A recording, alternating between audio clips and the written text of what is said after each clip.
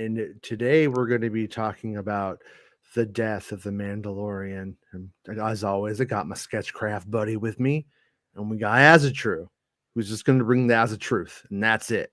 He's That's our it. Grogu, Jason. Right? He's our We're carrying Grogu. him around, right? Mm-hmm. Everyone loves him. Got a little chair, like a little chair he gets seat thing knighted. going on. He gets knight. Yeah, he's got his little chair. Yeah, look at you.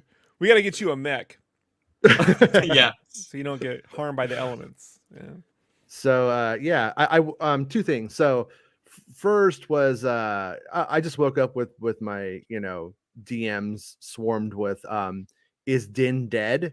I also woke up to tweets saying that I said he was dead or that he dies or he's injured. And all stuff. I never said that. We probably speculated for a minute, like we said, what if this happens? But no, and I don't know. That's the honest truth. I don't know if he lives or if he dies. The only thing that I could say is when I did my interviews for the finale of the show and I put out most of that content, I never had Din at the ceremony. So once again, I'm not saying he's dead, but I'm not saying he's alive. I'm saying it's more than likely. You gave Meg an anxiety attack with that one, Jason. I know. But more than likely, based off of that, it's more than likely he's captured. But that's speculation on my part because I don't know if he's in those scenes. But why did we call it that? Well, because people keep saying that the show was dead, that Mando was dead, and now Din's dead. But we actually have an article from Variety today, and it just gets in a little bit of the numbers. Nielsen's streaming top 10. The Mandalorian crosses 1 billion minutes threshold with 25% viewership jump. But I thought it was declining. They said that it was declining. So right, yeah. And it's because No, it's not. It's about numbers, Rob. It's about numbers, not Rob's opinion. The numbers. But the thing about these numbers that people need to understand is it doesn't matter if we're talking about that jerk face Zaslav or we're talking about Bob Iger. Every person running a streaming service today is saying that it's about retention. Therefore, if a show grows, amazing. But that's not about growth. It's not about getting more numbers than last year. It's not about increasing the viewership. About quality. It's not about quality. Not about writing. It's not about writing. For Bob Iger, whether you guys sit there and watch it 100 times to go, do I like it? Do I like it? Do I like it? And they just assume since you watched it 100 times, you liked it. They don't want you to watch it 100 times. They just want you to simply subscribe. It's better, in fact, if you don't watch. It saves them money if you just don't watch and you just pay them. But it saves them money if you don't subscribe. Yeah. Wait, no, you're right. If they don't watch, doesn't save them money. If you don't. Okay, you're right. Right. But I don't actually want to go through the whole article because it's not really that interesting. But the point is that's the point is that people have read numbers in wacky ways to suit narratives or because they're they're sort of doom scrolling Star Wars. Oh my God, my favorite show is going to be canceled. And it's just like, no, actually it's going to probably be around for too long. We're probably gonna be like, can you cancel this shit already? Eventually. And they'll be like, no, we're going to keep doing it. So that's the more likely scenario here. And then the other thing is I was laughing because I saw that I'm a quote clickbaiter for an article that I never wrote. And that is you're a master. This is the truth. Like I said, I don't go around going like I did this, listen to me. I don't do that very often. But on this one, all I was simply saying was I had Pedro Pascal was the Mandalorian before anybody. I was the first to break it. I had it before the trades ever mentioned it. Had it way early. Had a great source on Pedro. Pedro came into the Mandalorian season 1 late. They were negotiating for season 1 and season 2. And I don't know about him becoming a big baby or a prima donna or blowing up or anything crazy, but there was an intense negotiation, and they were like, "You're a voice actor," and he's like, "No, I'm not. I want to be in the suit. I want to be in the show." So that's why they showed his face in season 1. That came late, and then in season 2, we have a lot of face moments based off of those negotiations and that paycheck. And then we get to season 3 where he's become a superstar. And he's like, you know what? Let's put the helmet back on because I got shit to do. And so that's just the reality. It's not that sexy of a story. I never ran it on the site. I usually don't really report on what people get paid. It's usually not something that I don't really comment on drama too much. I mean, I comment on drama all day. The only time I ever comment on drama is when the crew is like, hey, help us. These people are being shitty. That's when I'm like, all right, I'm a labor guy. I'll help you. You know what I mean? That's the way I like to view that stuff. But rich people squabbling about having some extra pennies, couldn't give 2 flying fucks about it. Not going to die on a hill over it or whatever. But it wasn't a story on MakingStarWars.net because I wasn't looking to capitalize on it. And then I did. People said, Jason sounds like Grace Randolph. To be honest with you, I think Grace Randolph's story was the story I'm telling you today. I think Grace Randolph got it during season 2, and then but around the time of Book of Boba Fett, as that was going in, and then did some math and was like, oh, that's why they're doing Book of Boba Fett, because they're fighting with Pedro, because Pedro wants his face shown and all this stuff. And it's like, I think she got the season 1 story late, and then I think now that story has now gone on to the hot mic, and then it's now being shown as if it's a season 3 thing because for whatever reason. But I just got to say, but there's always a chance it keeps happening. And I only heard about the first time. I don't know. I can't know everything, but that's just true. That's like what I know on you can't what, know everything. You know what I mean? No, but I mean, that's just like what it is. I mean, it just is. I know, but I grew up with kids in the hall, so you can never tell a compliment from, you know what I mean? I'm that guy. Oh, I'm happy to meet you. No, really, yeah. I'm thrilled. Yeah, I'm thrilled. These are the Daves I know. Sorry. Okay. I have to do These are the Daves when you have Dave on the screen and mention kids I got in the Daves. hall. I got Dave. Daves and Fabs. But yeah, so anyways, the show's not getting canceled. The show's doing fine. Darn it. Yeah, quality doesn't matter. It doesn't matter. If quality mattered, Andor would be the most watched show of all time, and it's not. But also don't think Andor did as bad as they make it sound either, because once again, they don't give us views. They give us this arbitrary shit. There were more people dressed up as prisoners from Andor than anything else at Celebration. Really? That's yeah, bad. There was like they did the one way out run from one end of the after the Andor panel, from one end of the convention center to the other, just hundreds of them. Some people barefoot. It was because of Brexit, as it's true. I want to see the what's the ice cream maker guy's name from Empire? Wilro Hood.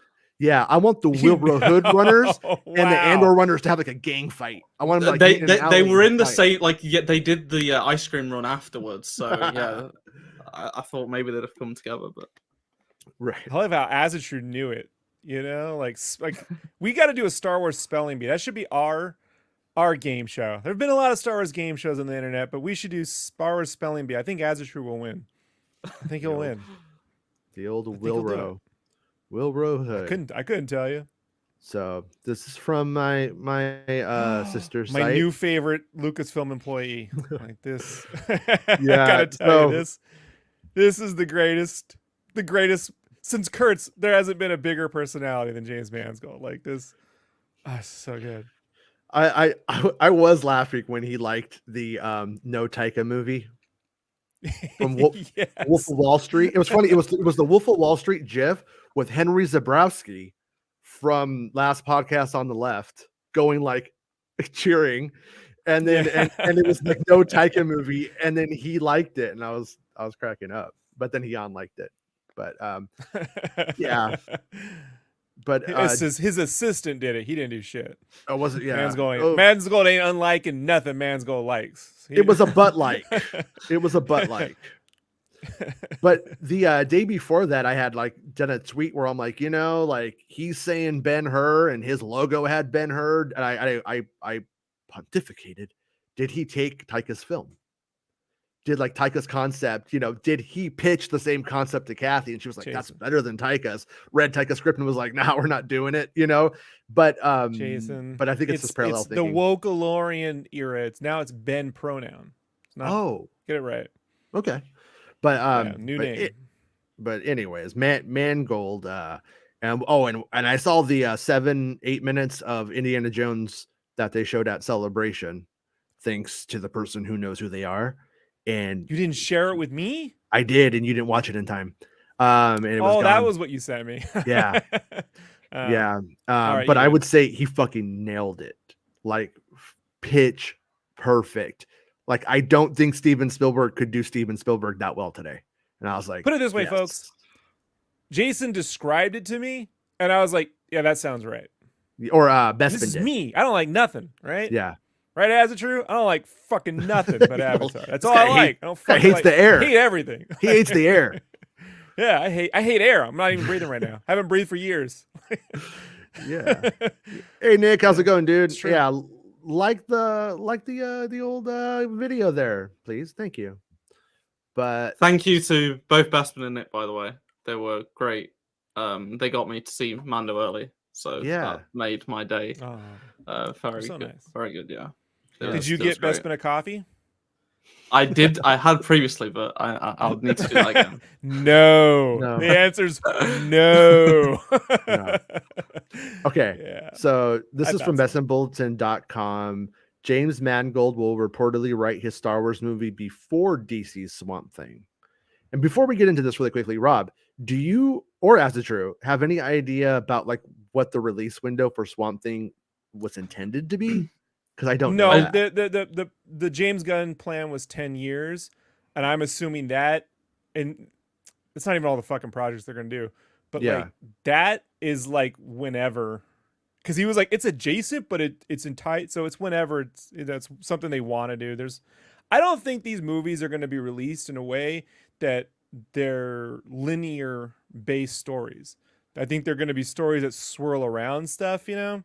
Mhm. And you'll be able to pick it up, and then when the main thing ever happens, like, because he said he's basing it off like Star Wars, you know, like the way he's laying out the DC universe. Okay. So it's like I'm assuming there'll be some main movies that tie it all together, and everything else will be peripheral, you know. Okay. That's, And then sorry to cut you off, As It True. It's fine. No, I think I saw something like people were saying like 2027, something like that. But right. Yeah.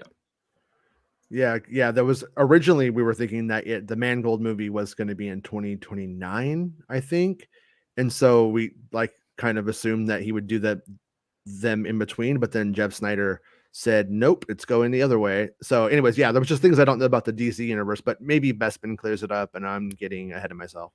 And if you read BestInBulletin.com, you could always support him on Coffee. So, just last week, it was reported by Jeff Snyder on the Hot Mic podcast, one day before Star Wars Celebration, that Dave Filoni will be directing an untitled Star Wars movie, and that the announcement would take place at Celebration. Of course, this turned out to be accurate, and Snyder continues to share reliable and insightful information regarding various Star Wars projects, and has done so once again this week. The journalist and insider didn't have much to add to the 3 movie announcements from Star Wars Celebration, which took place last week, but did reveal that Indiana Jones and the Dial of Destiny director James Mangold will write his Star Wars movie, which focuses on the first ever Jedi and the discovery of the Force, once he completes work and releases his Bob Dylan biopic, A We Complete found it Unknown, under a rock. The Force which- was right there the whole time. which It's begins like rocks. filming this summer and is expected to be released towards the tail end of 2024. Just a few months ago, Mangold was revealed to be both penning and directing a Swamp Thing movie for DC Studios and Warner Brothers Discovery, but Snyder revealed that Mangold will focus on his Star Wars movie and tackle that project before moving on to the Swamp Thing flick. So I'm imagining that the Swamp, yeah, you said 10 years. It's like a 10-year plan. I would imagine Swamp Thing's not something you lead with. These Swamp Things. If you're smart. If you're I don't smart. know what it is. I think, damn, it's cool, but it's nerdy shit. It'd be like leading your cinematic universe off with Werewolf by Night. I love it. It's cool. Yeah. But not the smart, you know, that's something you throw in, you know, for flavor, basically. Yeah. And I'm more excited for Swamp Thing than anything else that they're actually going to do. I liked Swamp Thing when I was a kid. Like I liked both the movies, even the bad one with the weird fat kid. in the swamp who sees the swamp thing. Remember that? Yeah. And then they did like weird like PSAs for us, and we're like, nobody watches Swamp Thing. I'm gonna do drugs because I'm not gonna listen to these guys. Swamp Thing's how I discovered Creedence Clearwater Revival. Yeah, Because Born on the Bayou played with Return of the Swamp Thing. And I like that song so much. There was no way to get it because, we didn't have internet. So I called into the oldies station, and I got to be the only kid who's calling into an oldies station because I think they got to have it. And he's like, yeah, I'll play it. I'm like, how do you say the name? And he said, Creedence Clearwater Revival. And I was like, and you have to say, I want to see Born on the Bayou, and I fucked the name up. Clemens, the blah, the blah, blah, blah. They just didn't run the song, like, because I fucked the name up so bad. Yeah. But Swamp Thing. So basically, Born on a Bayou. Okay, so unsurprisingly, wait, did I already read that? Mangold's Dawn of the Jedi movie is the furthest out from release and has had the most little development at this time. It's great to hear that the Logan director will focus his efforts on his Star Wars project in just a couple of years, and that it's taking priority over DC Studios' Swamp Thing. Given Snyder's comments and a report from THR that Rey's new Jedi Order movie, is aiming to release in December 2025, and Dave Filoni's Mandalorian crossover flick is aiming to release 1 year later in December 2026, still don't buy it. I want it to be true, but I don't buy it. Summer or fall of 2026. No December. Or, I mean, I don't even buy the 2026. But by the way, I have a theory on this, Jason. This is my theory, right? This 2026 thing. What if the 2026 thing is just Lucasfilm covering their bases in case the strike goes through and they can't get the 2025 movie out on time and they need another 6 months? That's what I said yesterday. I was like, what if everything is just being pushed? Because we said that off air. Oh, do we? Okay. Yeah. So I tried to take that idea as my own. And okay, yeah. No, me and Bestman, we hung out for a bit yesterday, and we were talking about it too. And I'm just like, I want it to be true. It's just like something has to happen to make it make sense that we don't know about yet, like Avatar moves a year or something like that. Like they decided to make the Avatar series on Disney Plus into like 9. Well, no, but I'm saying if they decided to do it, then they might be like, you know what, we're gonna take an extra year to do the effects on 2, and we're gonna do like 2 seasons of it like back to back or whatever. And they're like, we're gonna take the year, and you're like, okay, there you go, there we go. If any Avatar movie is getting pushed out, it would be the next one in the fourth one, 2024, or the third one, the 2024. Yeah, because the effects they're always running behind, even on the first movie. If you listen to the visual effects supervisor, I forget her name, but she was on Light the Fuse podcast. She was brought on because she was brought on to Avatar because Cameron had a 6-hour edit and he wanted the visual effects done for all 6 hours on the first film. And Weta was like, we can't physically, it's impossible. We've only budgeted for 2. I don't even know how. So she came on to pull together 12 different vendors to get the visual effects done for the first film in the last 18 months. The last 18 months of Avatar 1, all the stuff was done. That's how crazy that shoot was. But I mean, to be talking about moving a date for the film after this one, I just don't buy it. It's not kind of how it works. So unless this one's going to move, but I don't see how that, I don't think it's going to happen either. I think they'll just get it done by the skin of their teeth. Like they always do. The cut of their jibs. So Shogun Order gives us $2 super chat and says, guys, when is the strike going to happen if it does? So basically I haven't heard or seen anything from a writer saying that they're going to vote don't strike. Everybody's like tweeting out, I vote to strike. I vote to strike. Like everybody is that's where it's going. I believe they will pass that. And May 1st is technically when the vote, when the contract is up. And so some people say May 1st is when the strike will actually happen because they'll just know and they'll just start actually physically striking then. But there is other, I've heard other things that like, they take the votes and then they implement it. So it could be like a week after May 1st or something like that. So somewhere in that little window right there. But the thing about it that I keep saying, and this is why it could be like a nightmare scenario for Hollywood, is that 2 months after May 1st is when the Directors Guild stuff is up as well. And then 2 months after that, SAG.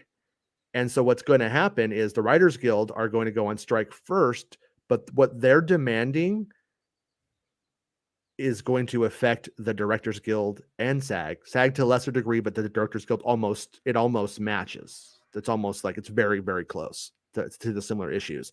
A lot of what they negotiated back in the day had to do with terrestrial classic TV when you had like 2, 4, 7, 9, whatever.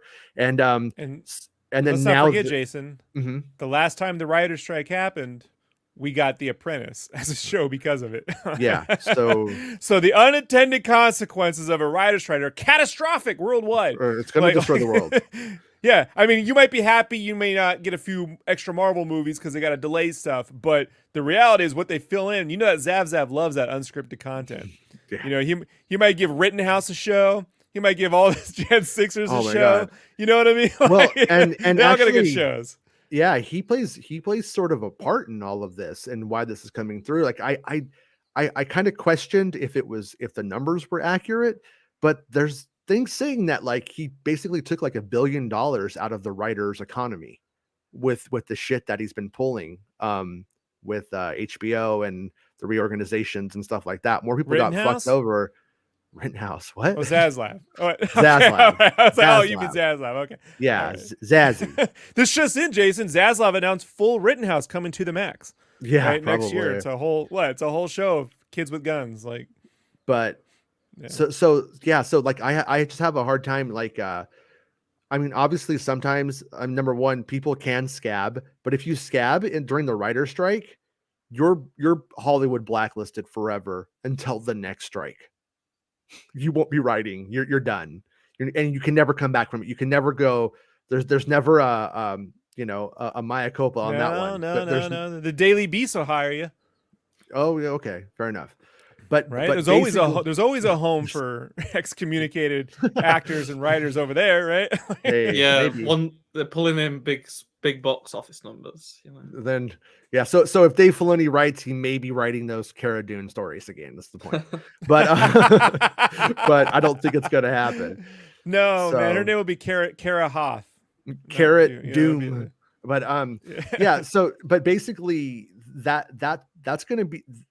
I don't want to be like a doom and gloomer.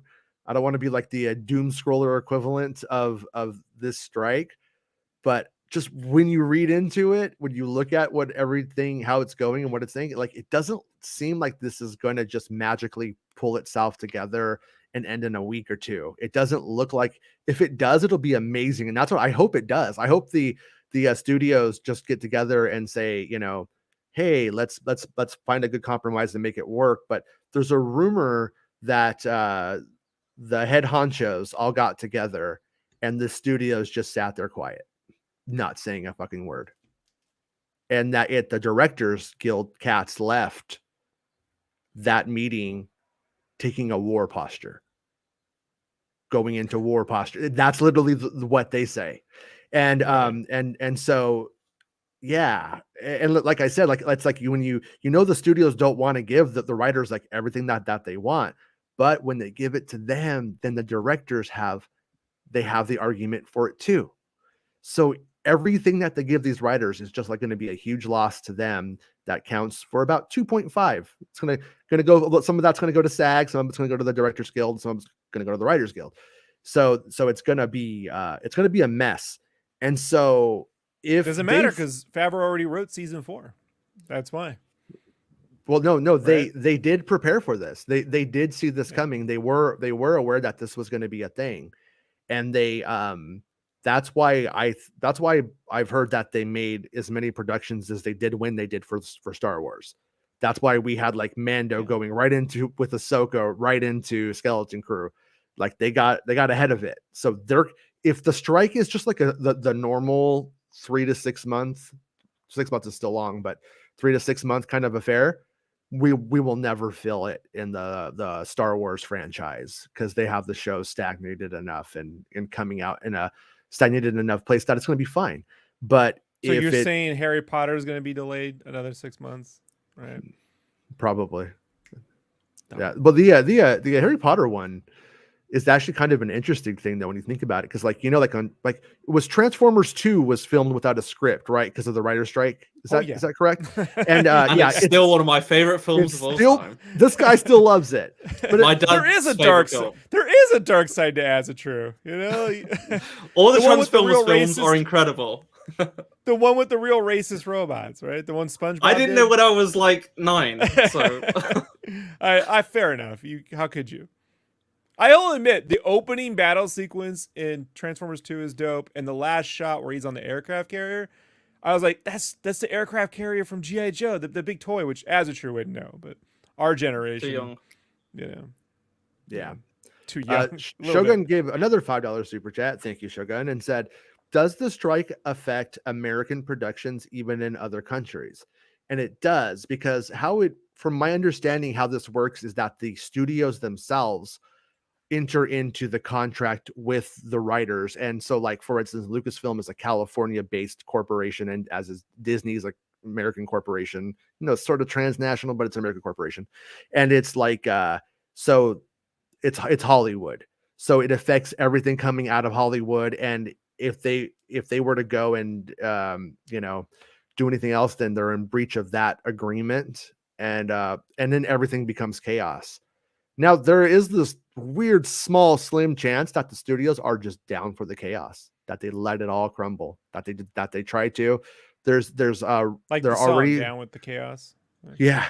They're already buying up, they're starting to buy up like Korean dramas and stuff just to throw onto the streaming channels and stuff like that, like on Netflix and stuff. So you'll have some of that stuff coming more at you. So I don't know how this is going to shake out. But if it's as bad as they're making it sound on both sides, though, that's the other thing, is usually it's like one side's trying to like scare the other side.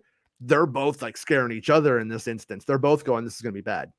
So, yeah. So anyways, how do they make a movie in that point? The only way to make a movie or to write a script is if they were to go and get scabs. Chat GPT. Chat GPT. AI. But they, I don't think they will do that. I doubt they will do that. And so I think personally, my theory about what's happened is Lindelof came in, wrote his script. Something happened. Either they wanted Ray to be the protagonist and he wasn't down for it, or they wanted the second draft done before the writer's strike. And he's like, that's impossible. I can't meet your schedule. And then he walked, and then they hired Stephen Knight. Come in, that he could actually get a draft sounds in. the most likely to me, to be honest. That's what with I think you. too. That's because where when he was talking about quality, right? If Doing it's it not right. going to be great, how can I make it great in 6 weeks or so? Like, movie scripts aren't the same as TV shows. Like, you can be a little bit looser with the writing because you have the time in a way, right. So and you can tighten up some of that looseness in the editing. But with a movie, it's so specific. Scout locations, pre-production, post-production, it's way more, there's just very little room for error. So to get everything down, as everyone has said, to get it all down on paper and working as strong as possible before you go to shoot is what everyone wanted. So if that's what they're aiming for, then he can't do it. I mean, the upside to hiring a TV guy like Stephen Knight is he is used to writing probably faster, So Yeah. And within a budget, He's not my favorite writer in the world, but you can't deny that he writes quality fast. And so doing a second pass on a script, it may have been a genius move, but we'll have to see. I mean, until we read it or we see it, we really can't tell what it's going to be. But that second draft though, that will give them the general like building blocks of what the production is going to entail. So they're going to know, for instance, there's Sith troopers and we need the Star Destroyer set and we need this costume for the big bad. Mando's and grave. We need Mando's grave. We need that. And all, so they're going to have all of those building blocks. And then most likely the third or the fourth draft, whatever they're at, won't be allowed to now go and decide, oh, and now there's this whole new planet we never thought of, because it's like, no, you're gonna have to stick to these building blocks that are set. You have to play with the toys that we created from the first two drafts. and then You think the move it from movie will there. start off with her digging up the darksaber? Because she likes to bury and dig up lightsabers. She's not a dog. She's a person. What? What? No, I think she's more like Steve from Minecraft, right? She just likes to explore, you know? That's fair. But all right. Well, anyway, so that's the situation there, and I don't really. I feel like there's just parts of the story that are missing for all of this stuff to like truly make sense for me.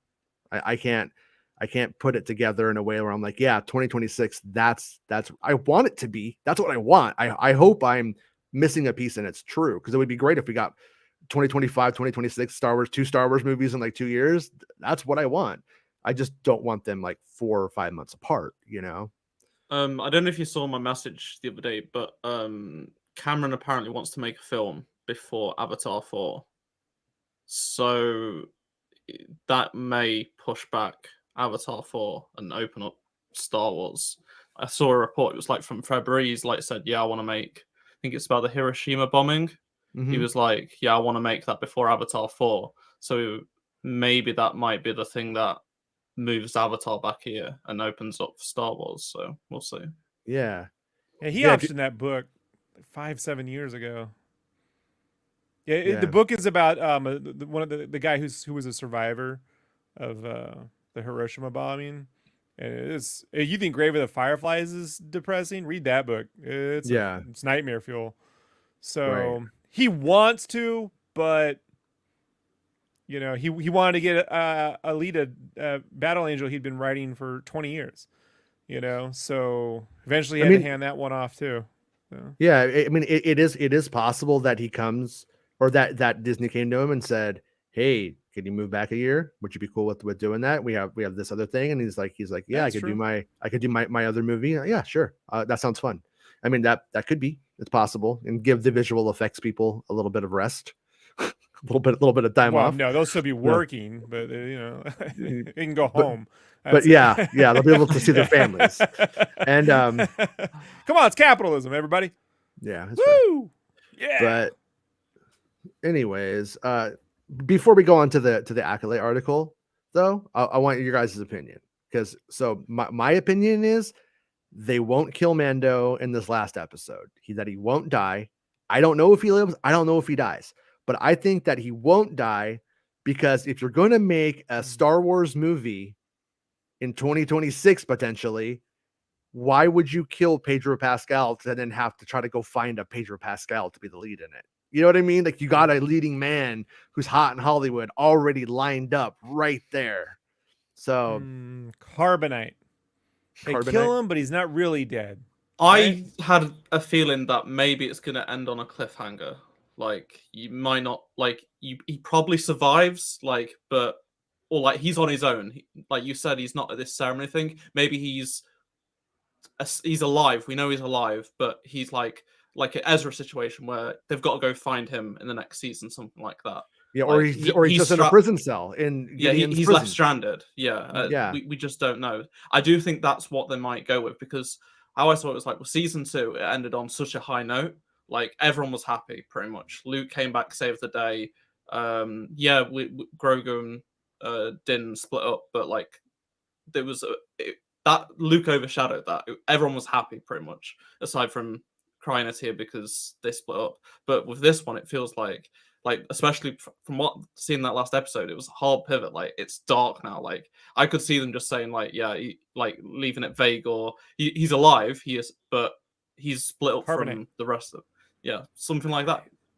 That would be fun. So yeah, they're not going to push him off into space, and he just floats out there like the monolith. He just goes out. The other thing is too is that like Ahsoka is ending on a big downer. The bad guys literally win. It's going to be like, that's kind of the here he comes. And so if you end up, when I'm right, you're like, this fucking show sucks. This guy, it's horrible. Incidentally right. Parker asks, is Jeff Snyder really reliable? Yes, he is extraordinarily reliable. So I would never say that he's not. And then he said that Favreau and Kennedy fell out after season 2. And like, once again, how can it's like I can't prove a negative. I don't have any proof that it didn't happen or it did happen. I never heard that, and I got a feeling if he fell after season 2, he wouldn't have gone on to make Book of Boba Fett, and he wouldn't have gone on to then do season 3, write season 4, and produce the movie for him. I would think if there was like a real falling out, that wouldn't have gone that way. But when you watch the hot mic, he literally says, one source told me this thing, and that's what was confirmed. Like Dave Filoni is making a Star Wars movie. Then he says he combined a bunch of other sources for the rest of the information that he had. So there's a chance that source A, the Filoni source, totally on, dead on. Other movie source was totally dead on. And then the stuff about that drama isn't.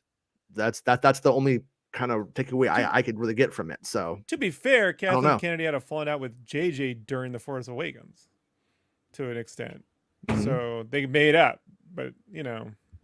I think some people don't seem to think these people are professionals as well. Like they can move past it, they can work past it. Like this guy's a professional. Look at him.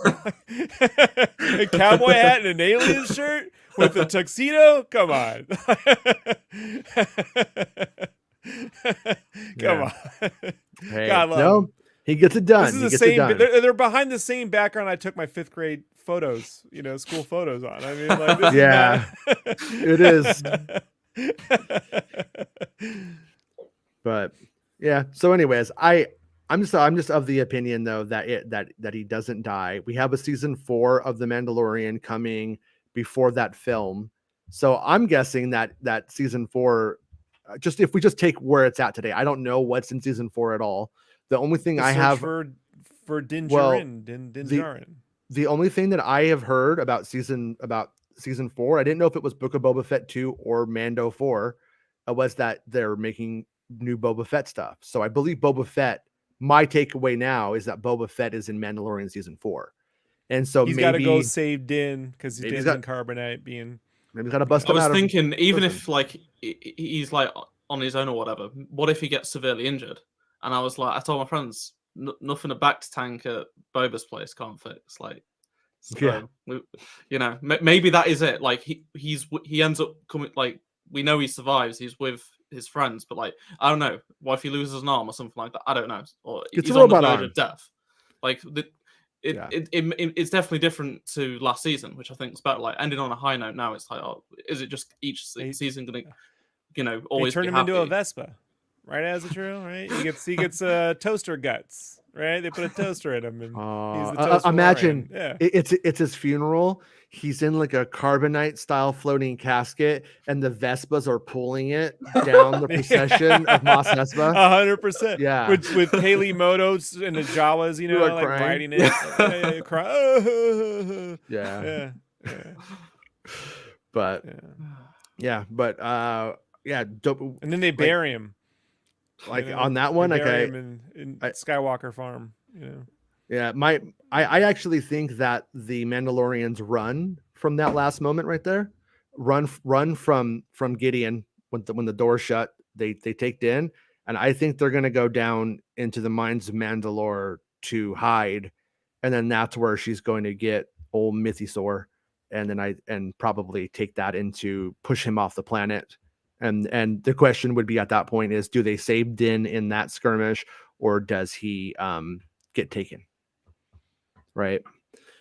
And so, but anyways, and also it would probably lead to some interesting stuff for Grogu's growth as a character if they did separate them again with him being in prison, because if Grogu's in that mech, the Mandalorians are going to start like putting rockets on it and shit and like stuff to make him like badass. He's going to get a jetpack. He's going to get a jetpack. They're not carrying him around anymore. They're going to give him one. Yeah. And they're going to put the wrist rockets on it and stuff. And so by the time we see him again, he'll be like, I didn't say this was okay, but well, you're in prison, Dad. What do you want? But anyway, what I want to know is where's the N1 Starfighter? Haven't seen that for 4 episodes. It's not important.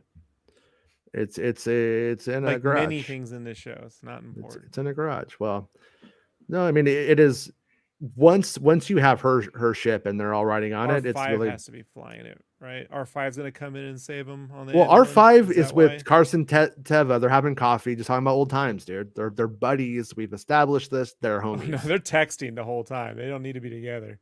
We've already established that. I don't know, man. I could kind of see like Carson and R5 like going to the droid strip club with those Betty bots from Revenge of the Sith, but they're all old now, and I mean, they got to be doing something. But anyways, the Acolyte won't be kind to the Jedi, says series showrunner by Diego Peralta. Leslie Headland also spoke about how Lucasfilm President Kathleen Kennedy supported her ideas for the upcoming show. This is from Collider.com. And so the actual quote is, I think it's difficult to do a show that is critical in any way of the Jedi. And I think that you saw that with Rian Johnson's film. Do you know what I mean? Like, I think that especially in that moment, people were very nervous about saying this particular institution may not be the light and perfect, stunning group of heroes that are totally nobly intentioned. And one thing I think Dave would say is that they are fallible. That's really the story that George told with the prequels, right? The fall of this particular group. They had it coming, Jason. Know what I'm saying? Hey, they all be Filoni taking has- babies and stuff. They just take them. They had it coming, Yeah. It's real. Are you?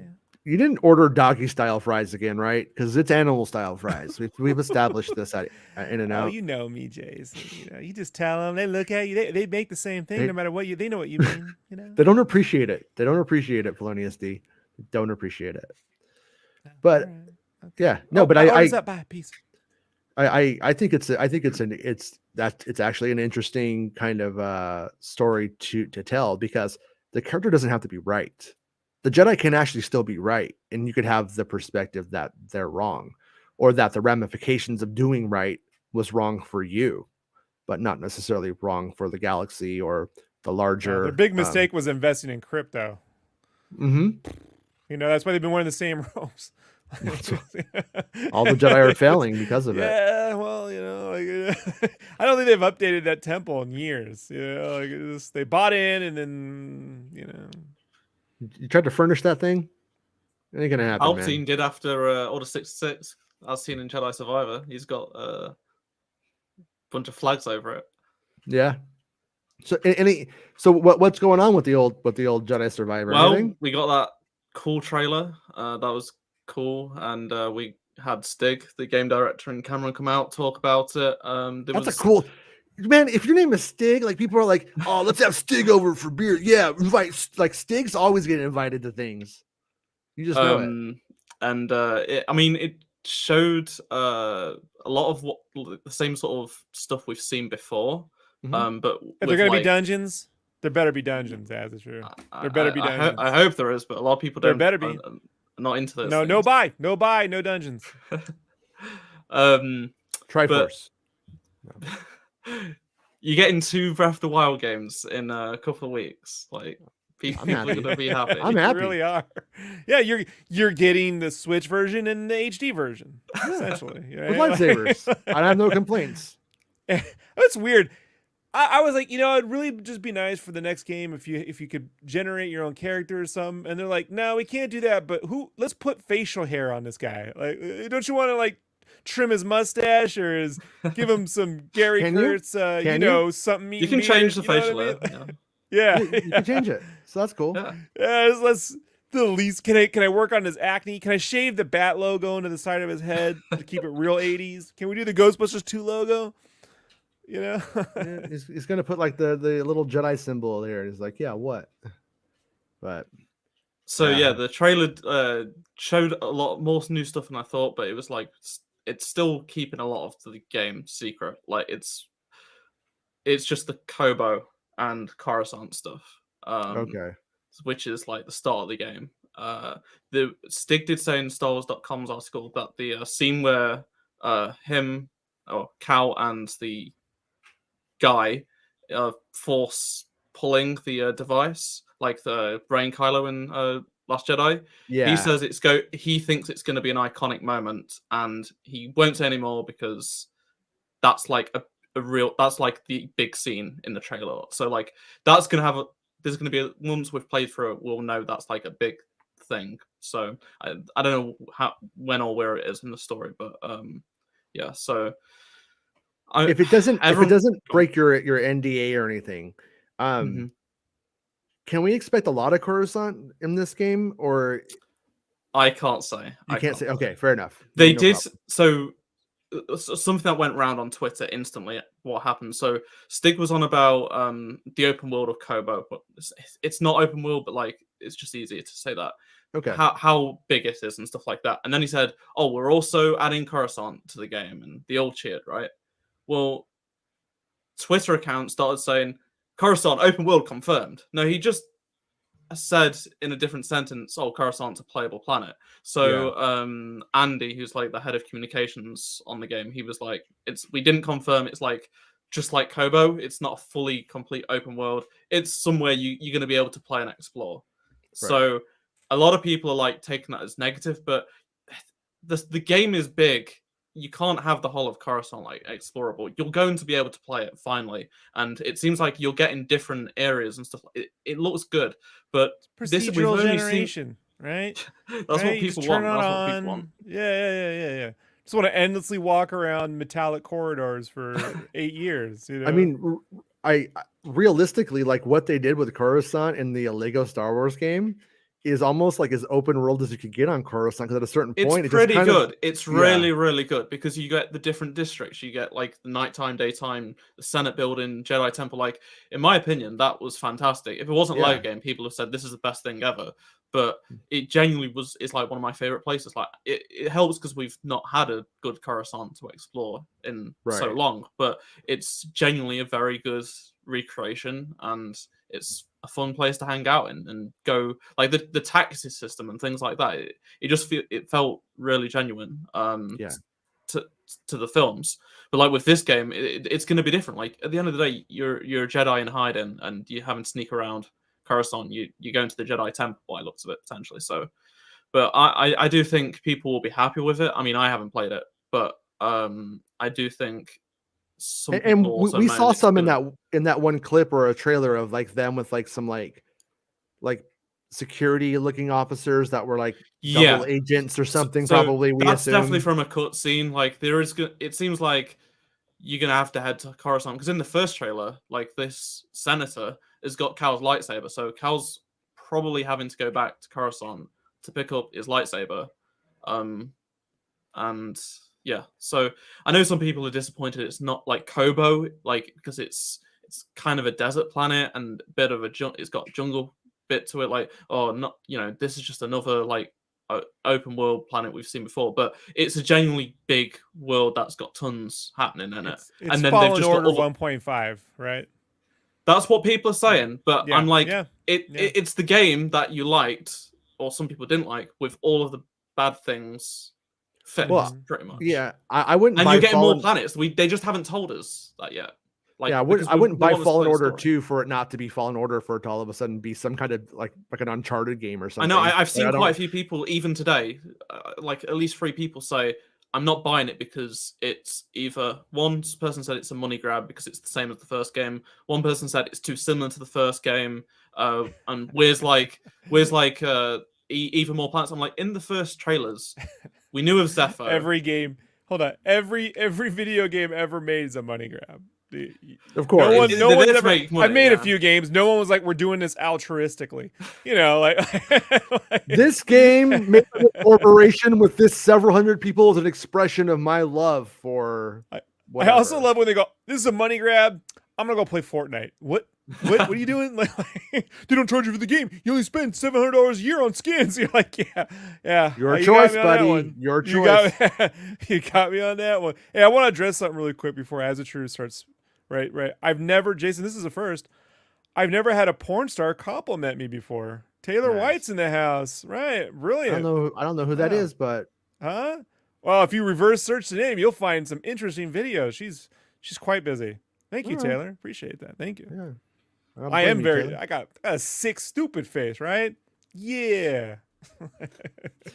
But, yeah, so go on, As is True. Inform my dumb brains about the Fallen Order stuff that I don't know, or the Jedi Survivor stuff that I don't know. What else do I not know? Is there do you get to save Din Djarin's corpse?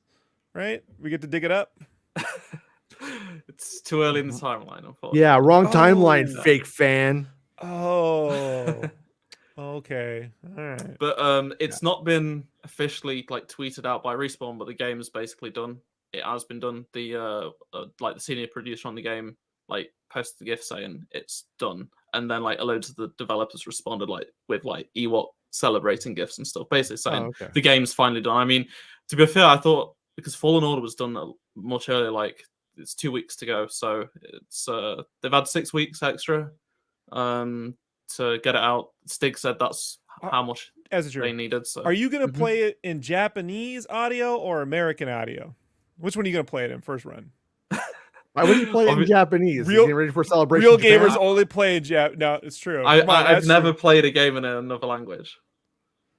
What? The British, Jason. Right? Am I right? Yeah, Am I right? I saw this earlier. Bestman just texted me. The 2 Star Wars Fortnite skins are male. Both have full sets, it seems. One has a blaster that's not been in Fortnite before. So, which once again, our buddy from Jedi Survivor has a It would be blaster now. very strange to see him use a blaster in Fortnite before we've seen him use the blaster in any actual game material. But then again, it's Lucasfilm, so it happens. Yeah, and we don't that know happens. we don't know when those skins are hitting. Actually, we just know it from data mining. Okay. Because given this is the final trailer, you're not going to see the blaster gameplay. Like they're saving that. It's a moment they want. Like people have been complaining. I'm like, they've been very good with Fallen Order. They know what they're doing. They saved the things that matter for when you play. Like they showed just enough. Like the first trailer for Fallen Order, it came out like 4 years ago today. So I like reshared it, and people said, this trailer really undersold the game, and it did because it focused on like the first 15 minutes of the game. Like the entire trailer is like the first 15 minutes of the game. Yeah. And that's it. He doesn't even ignite the lightsaber until the last frame of the trailer and you only see him for a split second.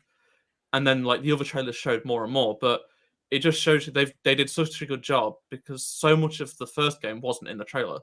Right. And with this game, it's going to be the same. Like they're just keeping so much back because they want you to see it they want you to play it rather than just see it in a trailer. And we've seen so much of the game. Like it's not like they're hiding the game because we've got 70 minutes of almost uncut gameplay that we got to show everyone. Like we played 4 hours of it, so they're not Stig said all of the trailers are all real time in game. They're not pre-rendered cutscenes. They're all real time cutscenes from the game. It's all from the game. So they've hidden nothing except for the reveal trailer from last Celebration. Bullshots. That was all that was all CGI.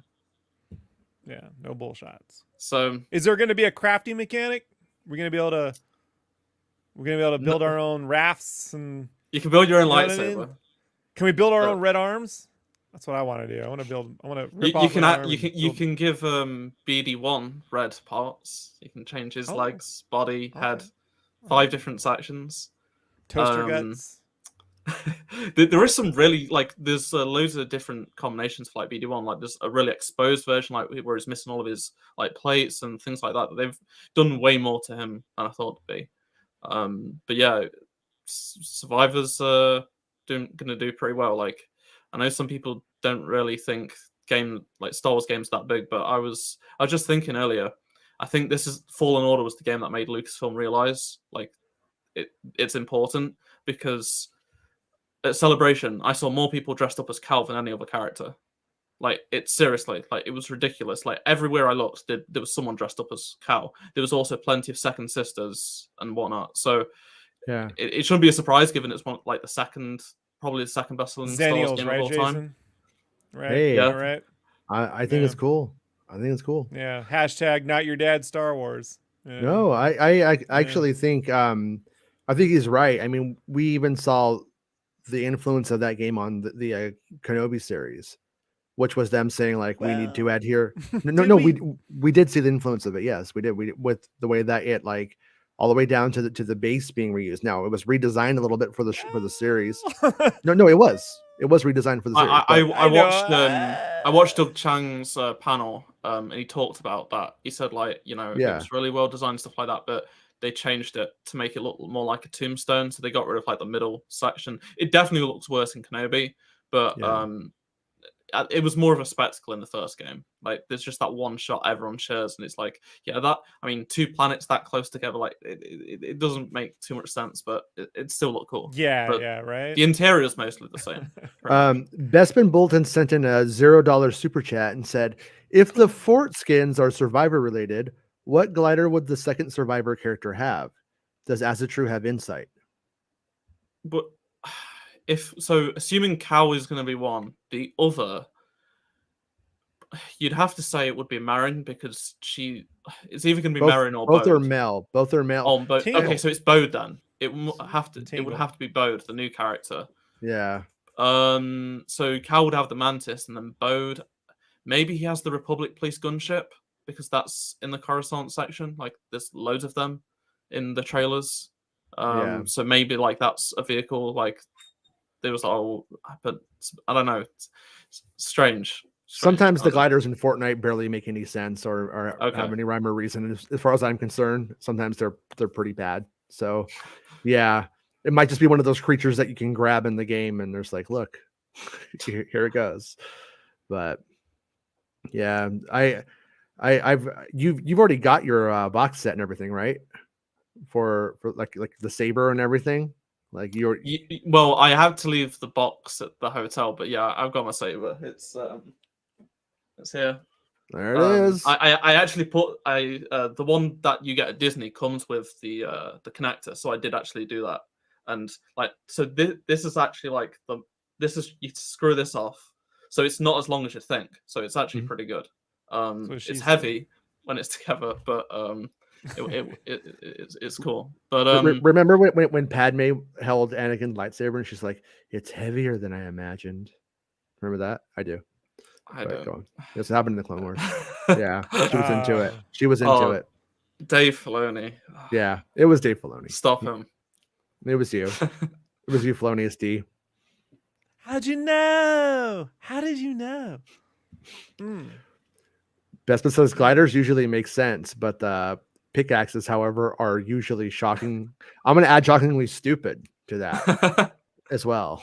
You know, so yeah. But love saber to saber, Jason. Know what I'm saying? Little saber to saber.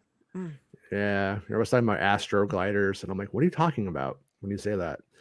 What? Astromex. Astromex, Astroglide.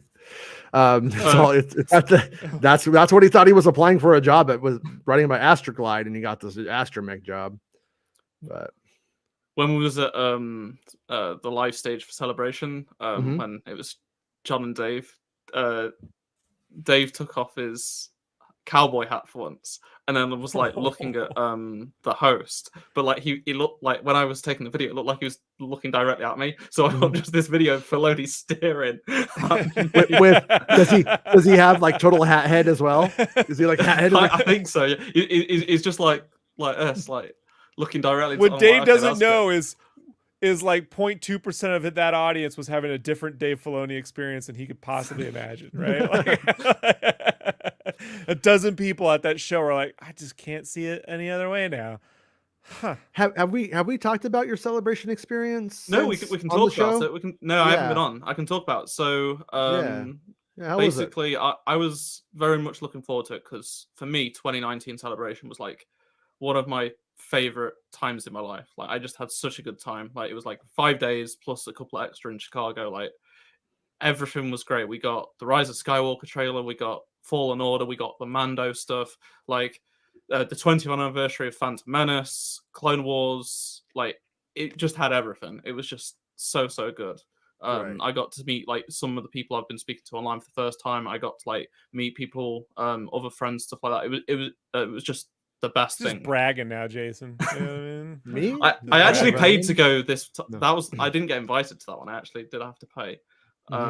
But did you get invited to this one? Paid for it, no. But so that was a thing. No one got invited to this one, but some people seem to think YouTubers did get invited to play ball. No one actually got invited. Everyone pays their way. They invited me. They gave me the plane ticket, the ticket, and I just took the money and I spent it. So oops. So bought that Willow poster.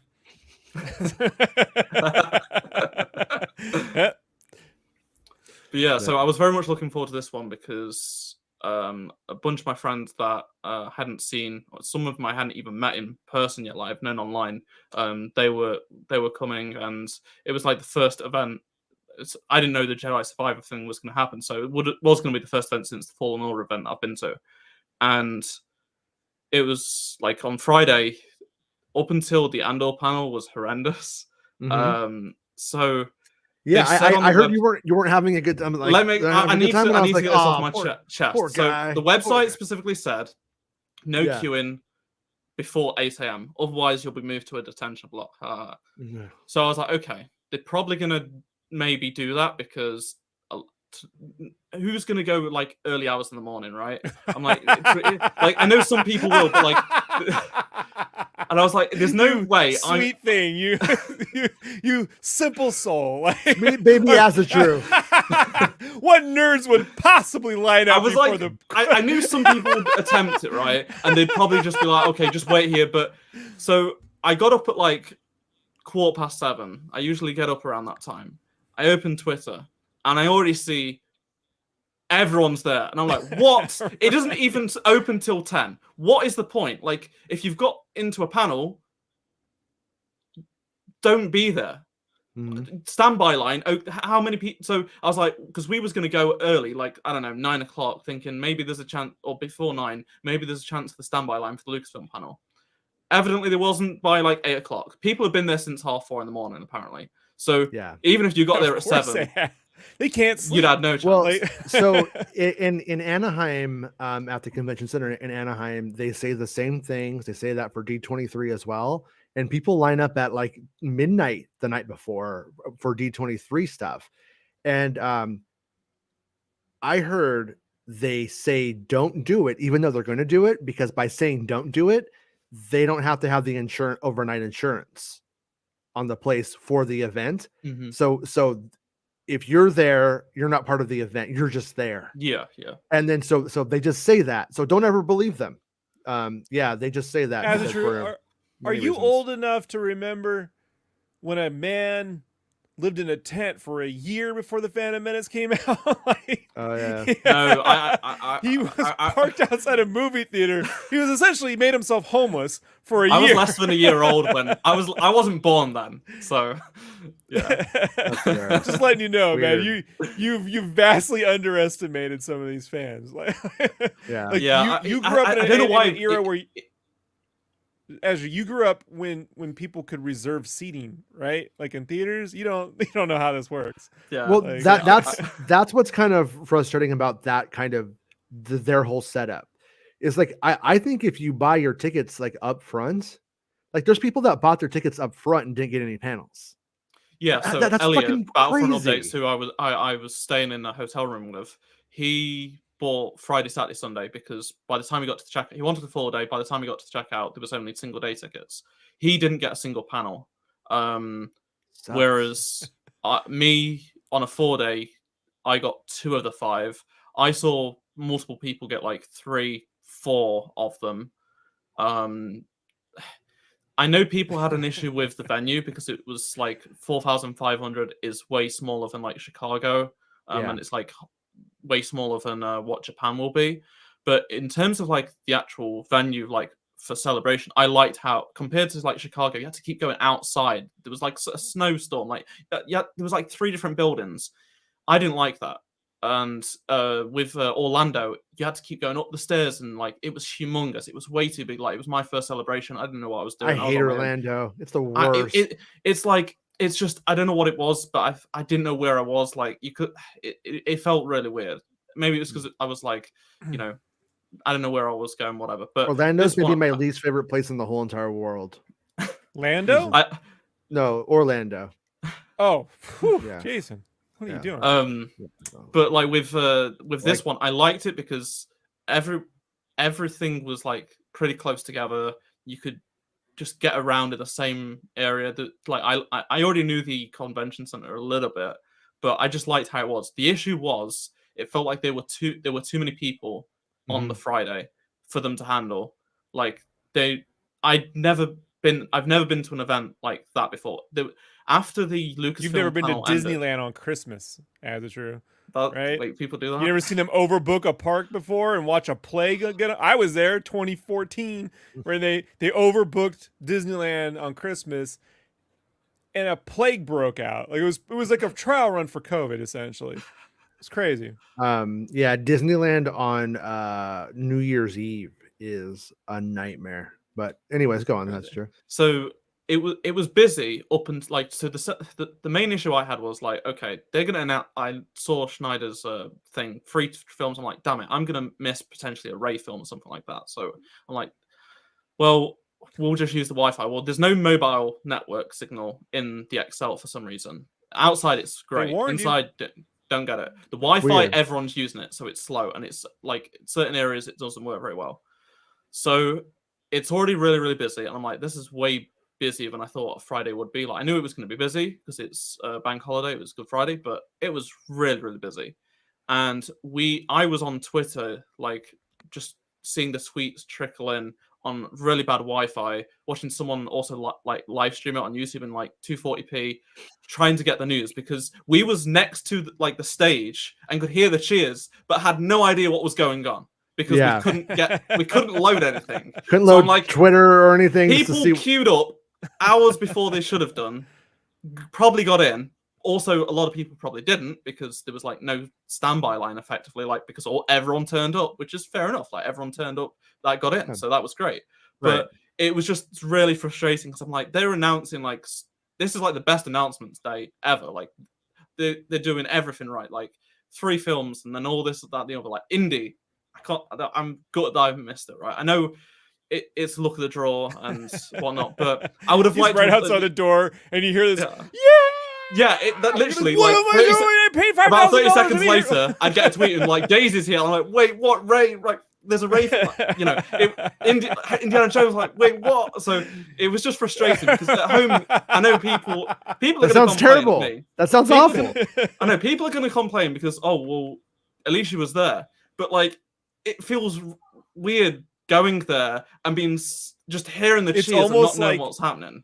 Yeah, that's worse. It's almost like Lucasfilm doesn't really know what they're doing sometimes, right? They just do things. Right? I feel like for that panel is the one that should have been streamed, and then others should have been more like because when I had the other panels, you really like the exclusivity.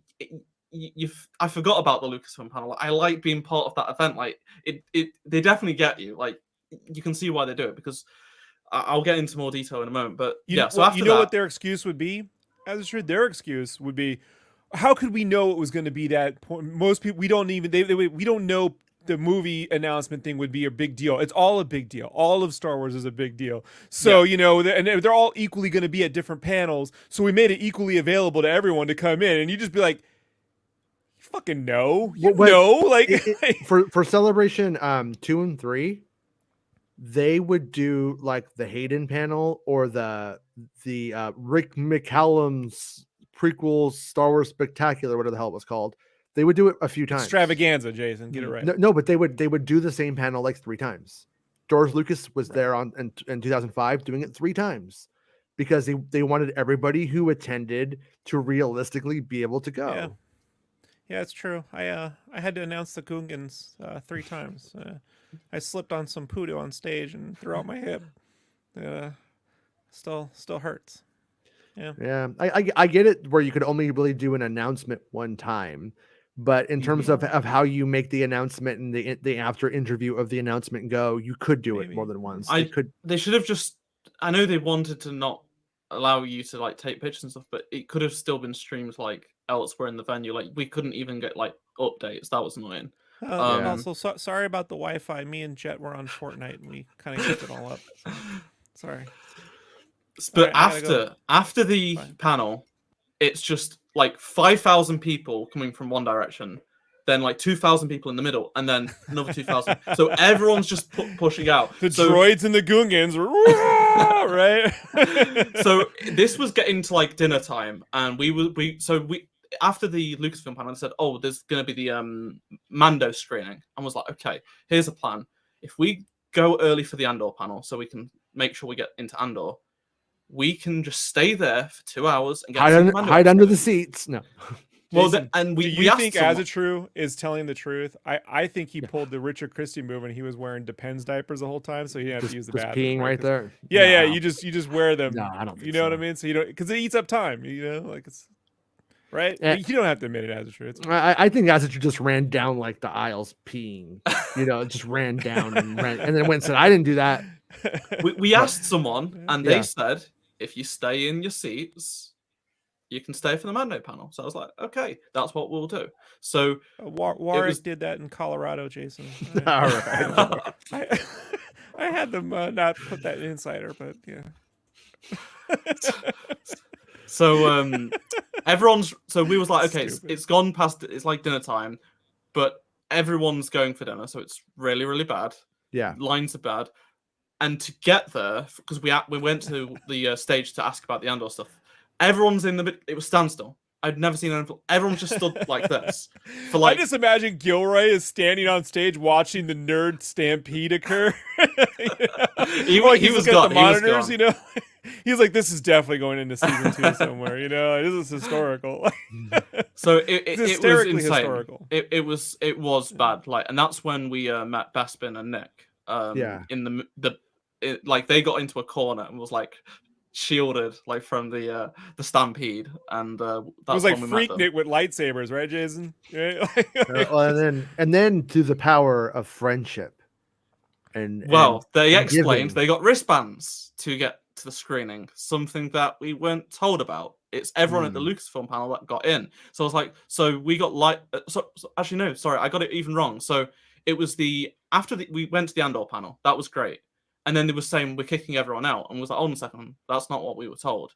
And then one of the other staff members was like, oh, you've got to have the wristband, and like it was like I'm glad I saw the Andor thing, but we still had to queue like an hour to have a chance of getting into that. It was great and everything. Like we got to see the season 2 trailer, which is cool. Like it didn't really show much of them. It looks like Andor. Looks great. So happy about that. And we got to see some really cool concept art that they've not shared. That's why they were saying don't take any pictures. But there was a lot of like cool concept art.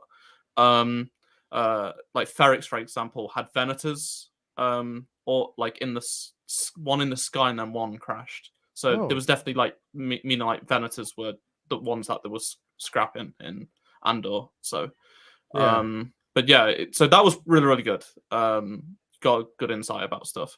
But then it was afterwards, like that's when we met Nick and Bespin. They wriggled the wristbands off the wrists and gave it to us. Aww. So we could go and see the episode of Mando. And you still didn't buy him a coffee? You still haven't, have you? Like, oh no. Oh, me generation, right, Jason? Right, Jason? He's quadrillions, right? So that was great. That was great.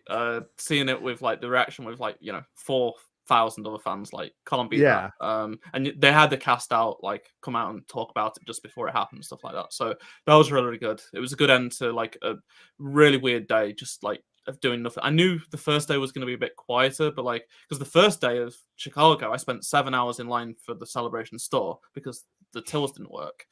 But there was no panels on. There was no panels on. Remember that as you 100 years from now when you're slipping away into the darkness at the hospital, right? Right, just remember 7 hours of your life was wasted waiting for the Celebration store to open. I know. But it's they had to take every order by hand, but by the time we got in, it was up and running again. But there was no that was a weird, like it was just a day for shopping basically that whole day. Yeah. So there was no panels on, which was fine. But like this one it was weird. So the first day not great. And I was like, it's gonna be busier tomorrow. They also didn't check badges and stuff like that on the first day. Like I didn't wear my badge once, so I was like, okay, that's really weird. Second day, they start checking badges and they get really mad at me for not wearing my badge. I'm like, oh, so it seems like maybe people get in? Like we've found out they turned up and like that's really strange. Like the security they hired were really, really poor. They were just like my bag got searched day 1 because I had the lightsaber. Second day, still had the lightsaber. Didn't like, excuse me, a fake lightsaber weapon into a Star Wars convention. Is this lightsaber real? everyone with props got stopped. Yeah. It's only Basically. half the saber. Body cavity Oh, yeah. search. So Tackleberry comes out, right? So my blade was like sticking out my rucksack, and the thing that picked it up was the hilt. Told you he would just But- pee up and down the aisles. But I'd wrapped my hilt in a coat so it didn't get damaged because I had like a metal water bottle and stuff like that. You know, so I had to take that out, show it was just a hilt, and there's like, okay, cool lightsaber, blah blah blah. But then they started checking badges, and I have to say it was far more like it wasn't as busy. Like it didn't come to a standstill at any time. It seems like they filtered things better. Like they didn't rush people to get in. It was just way better handled on Saturday, despite being a much busier day. Same goes for Sunday. So on Saturday, we saw the Ahsoka panel, which was they put it in small writing, like the celebration stage. We didn't get the celebration stage. I thought that's what you was going for.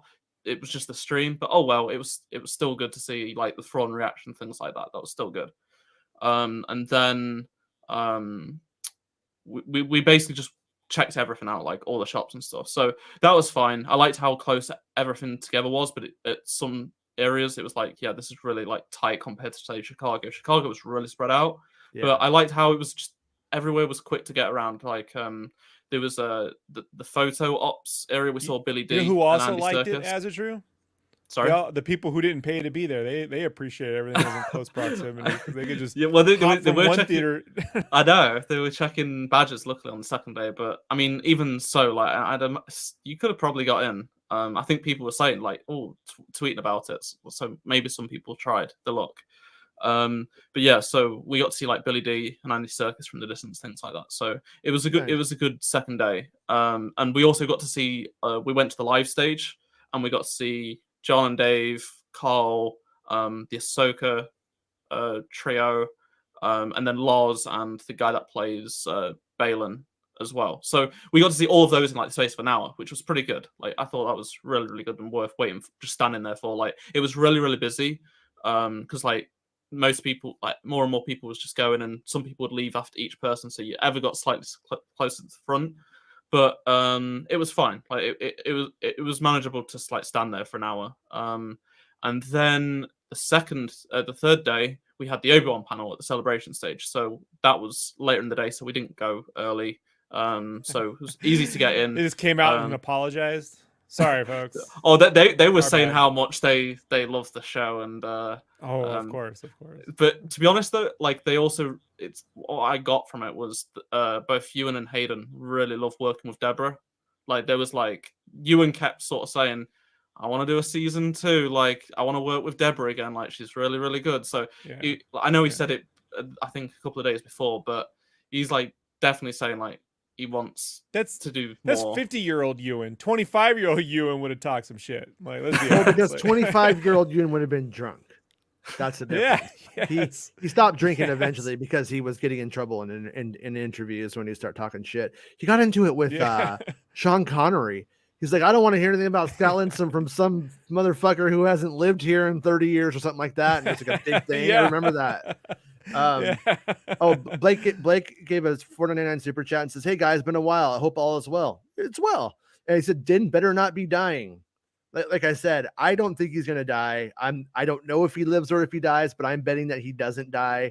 I'm betting that they're gonna want him for that movie. If you were gonna kill him anywhere, well, if you were gonna kill him anywhere, you would kill him in that movie. I think. I don't. And I think they're gonna freeze him in carbonate, and then they're gonna melt him. They're gonna thaw him out in the movie, and then he's still gonna die. Like that's possible. And then Bespin says, "Happy to help. Didn't like seeing my pals having a bad time." So, good boy, Bespin. Good boy. I would say that panel was probably my favorite moment of celebration because they Kenobi? played. Yeah, they played the favorite scene of Deborah's, Vivian's, Tala's, and Ewan and Hayden's, and they played Hayden and Ewan's right at the end. So Hayden's was the final, the second door. The Clockwork Man. Did they sing it? Did they sing the Clockwork Man? I love that song. Was it the scene where she runs from Flea? Is that what they showed? Did Flea chase her around the celebration stage so she could prove she could outrun him? You know how No, I no, always no. want James Cameron to test whether that float thing works or not in Titanic? We can actually test. Vivian, Flea's gonna chase you. Run, right? Like, go get it. I can't. Hers was the truck scene. When they're talking about she asks him, "Are you my real dad?" and stuff like that. Yeah. And The then Clockwork Man. Hayden's was the Vader cracked mask bit. And then Ewan's was him saying goodbye to the princess. And like, yeah, both. So after they showed Hayden's clip, like both Ewan and Hayden just got up and like hugged, and like obviously like that was a pretty good moment. Did their sabers touch? A little bit, maybe. A little bit. Had to. Statistically speaking. Hey Jason. man, it was the Clone Wars. We didn't know if we were gonna live to see tomorrow. You know what I mean? So, you know. And then obviously, Ewan, Obi-Wan talking about her parents, and you know, there was a lot of tears. There was a lot of tears. It was really, really good. That was like the ending basically, but it was pretty good. Yeah. Like they talked about like plenty of stuff we've heard before, but also like it was mostly just like how like they got into the roles and stuff like that. And Vivian was like she stole the show. Like how is she 9? Because like she was just like doing her thing. Like she speaks more than like most of the actors like at any panel basically. So that was good. Yeah. He just wouldn't shut up, is what you're saying, right? No. She no. Okay. Right. There was she definitely she didn't just keep going like the Game Awards guy when he Oh yeah. No she was like no she was funny. She was funny. And then the God of War dude. Yeah. Poor guy he'd been having a few drinks, I think. Yeah, poor dude. Not a lot to say. Hey, Jason, I heard Ewan wants to force Deborah to shoot 16 hours of show next time. We're gonna do 16 episodes. She's got to do it all though. She's got to do it all. Oh. She's never gonna leave the set. Yeah, that's fair. Deborah Chow was on the panel, right? Yeah. She spoke a lot about like you know she you could tell how she was like trying to avoid. She was like saying, "Oh, I got brought on like they was asking her questions about like the beginning of the project, like, and she was like, oh, well, I wasn't there for when it was like that was brought in and stuff like that." So she was definitely being like playing the game to not share stuff. But yeah, I know that original film that they were going to make had the opening crawl, and just recently it was Kennedy confirmed that the opening crawl is going to be returning to all of the theatrical films. I think that choice might have been made back after Solo, around the time of Kenobi, when they were writing Kenobi, that they were going to start doing it that way. Yeah, she did mention it was like it was a film and stuff like that. But yeah, so overall it was pretty good. I didn't go Jason, the crawl is all going to be in Aurobesh, but you get a decoder ring with every time you go there, and you gotta you gotta work it out. You know, you're speaking my language right now. I think I could probably do it. I might be able to just like the Indiana Jones ride. Remember that? Remember the Indiana Jones ride? I got pretty good at it for a while, because I had so much concept art and they were putting Aurobesh and everything. And they kept the Force Awakens like Aurobesh stuff. Like there's like a commander. His name is Tarkin. Says it right there in Aurobesh on his name. Well, that's the Dial of Destiny is the decoder ring that you're going to use to decipher the Aurobesh. So it's all tied together. So you got to keep it all tied together, Jason. It's a so I'm like, beep boop bop bop. Somehow Palpatine has returned. What?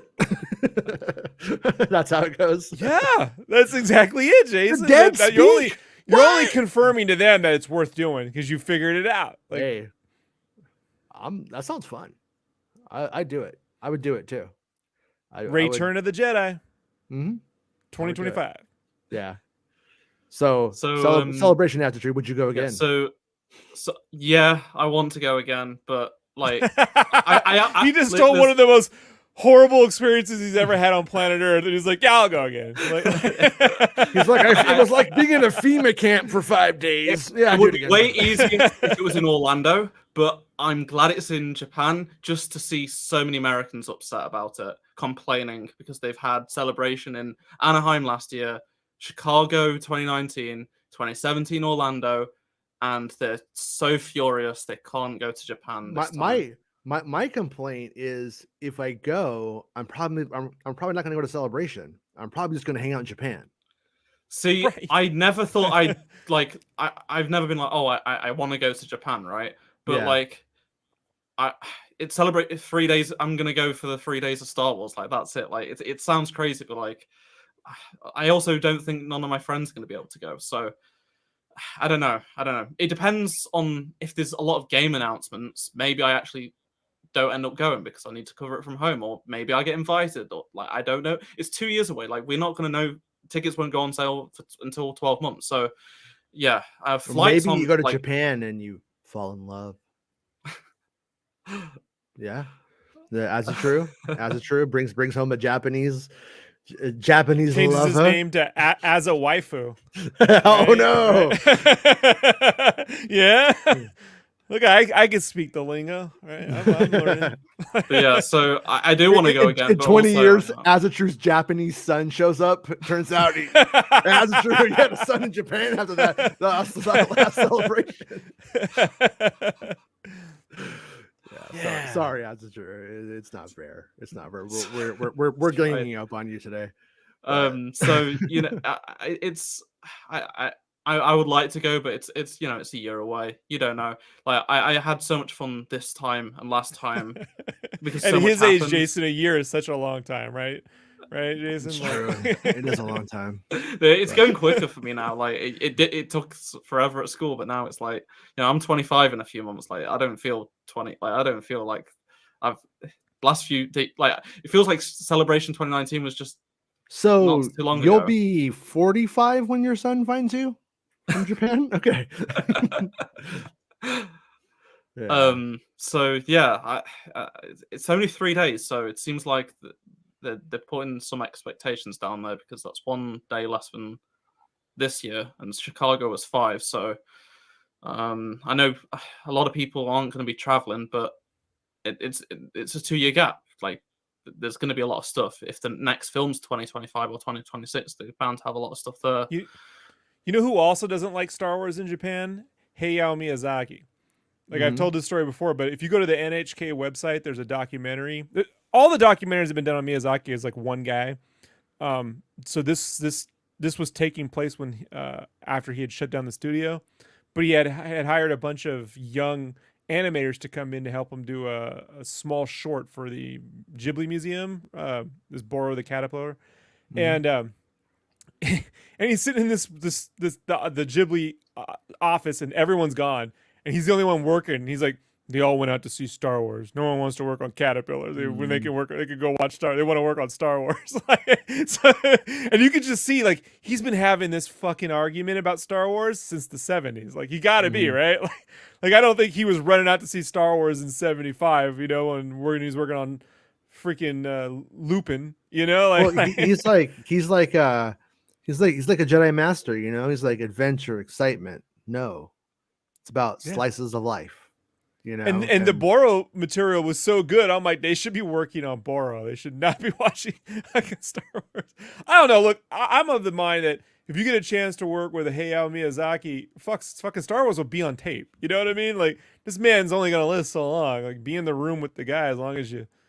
They probably been in the room with them for weeks at that point. They're like, it's not gonna get all any the more miserable exciting. shit. No, make it even more miserable. Yeah, it's as worse as it gets, right?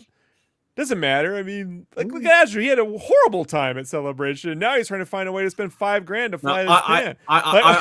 I'm it's over. Like I'm like a week ago. It just was beginning. Like I felt like following 2019 Celebration, I was pretty sad. Like I was like, damn, that was like the time of my life. I had the best week of my life there. And he's saying that for the PR people, Jason, but we know we can read between the lines. I thought I was going to be able to go the following year.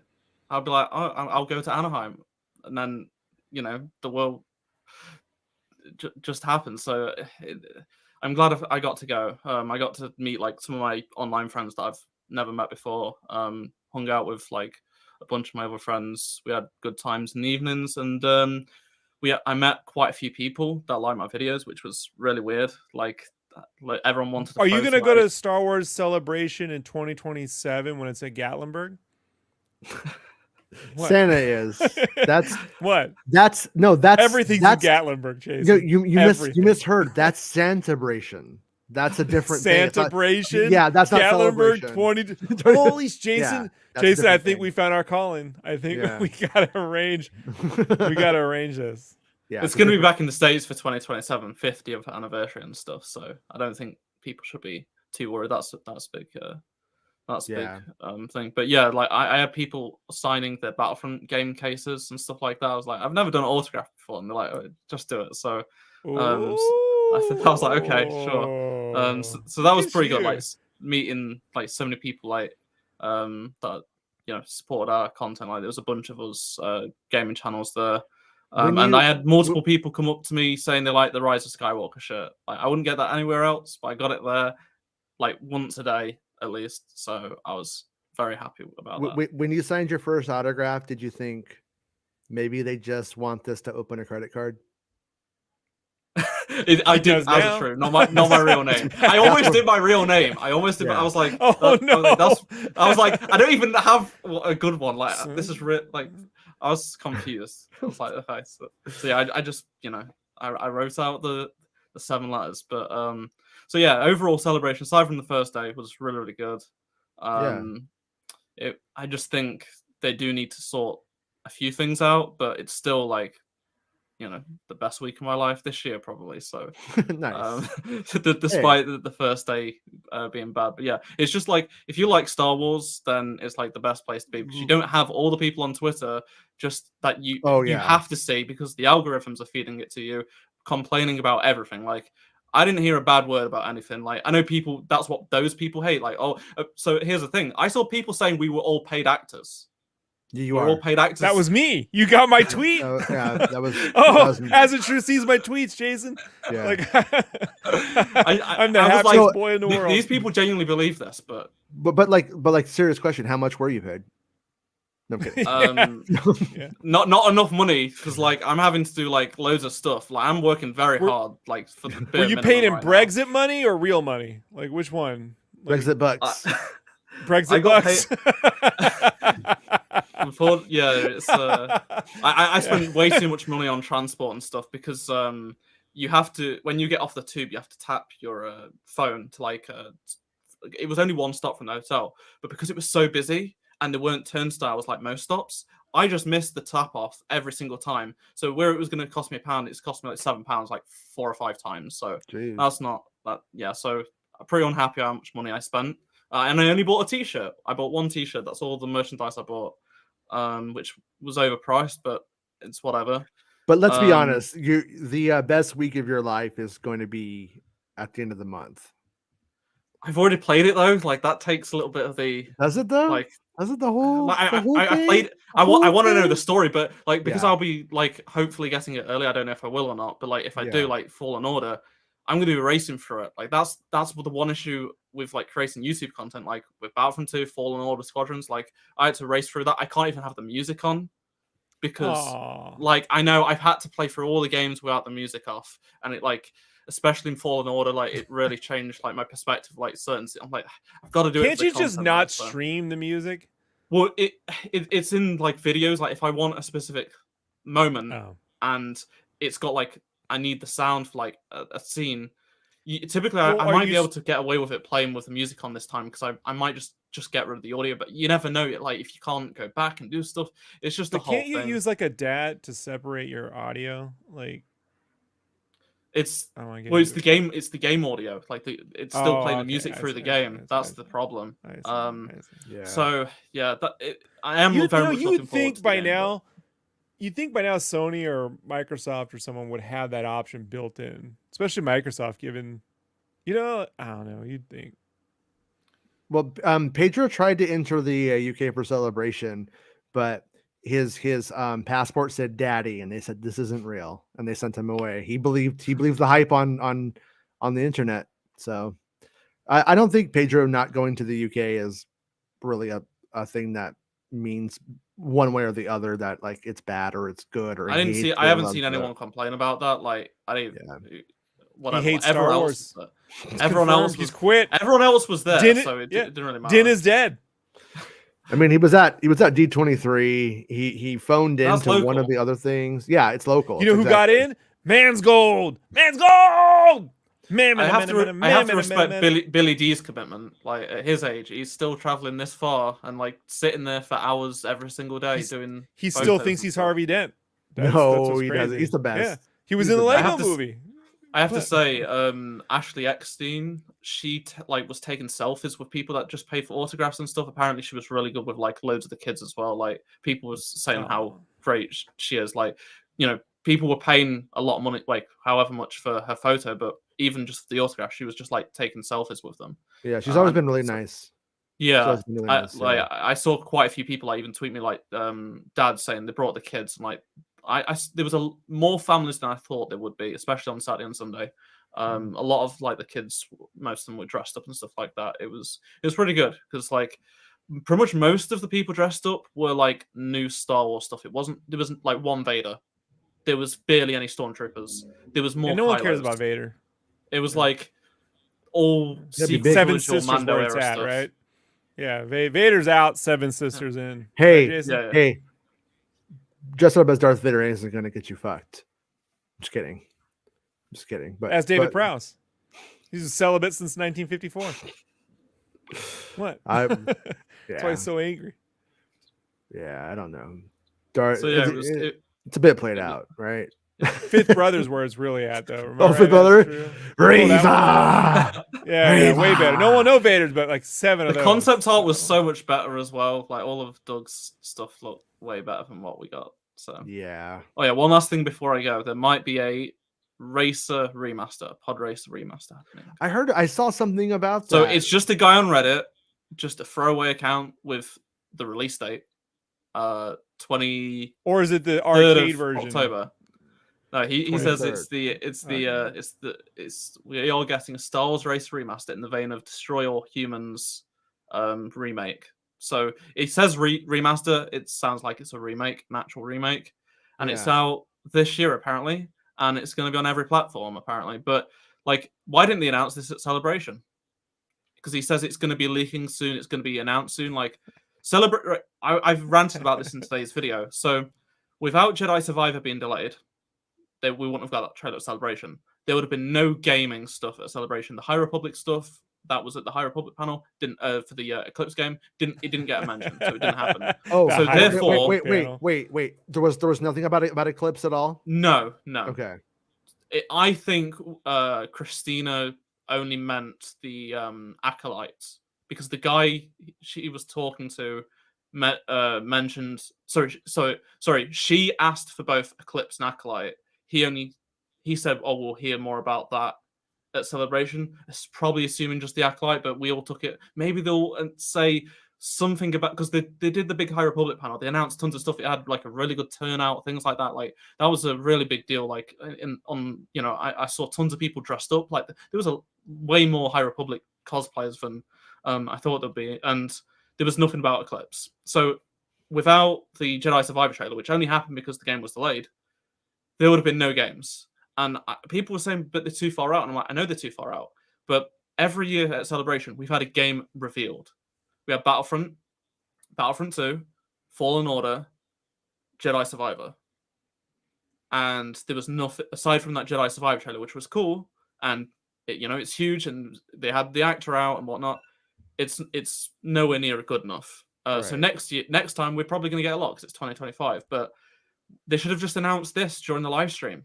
Why they're holding it back another month? Or is it going to be a May 4th thing? But announce it at Celebration. No one cares about May 4th. It's only people You're on lucky Reddit to get a coupon that code on May the 4th. What are you talking about? You don't even May get good 4th. discounts anymore. It's pointless. Revenge of the 6th. And who gives a shit? It's just those stupid days. Like, all the Star Wars games are on sale right now. Like, they're not waiting for May 4th. Who cares? So I really hope this remake is true because it means I might not be out of a job in a few months. Right. And people want this. People really want pod racing. Like it's I do. Like, yeah. I love that. I love that game. So if they want to go and they want to give it to me with like current gen graphics and stuff like that, I'll take it. Yeah.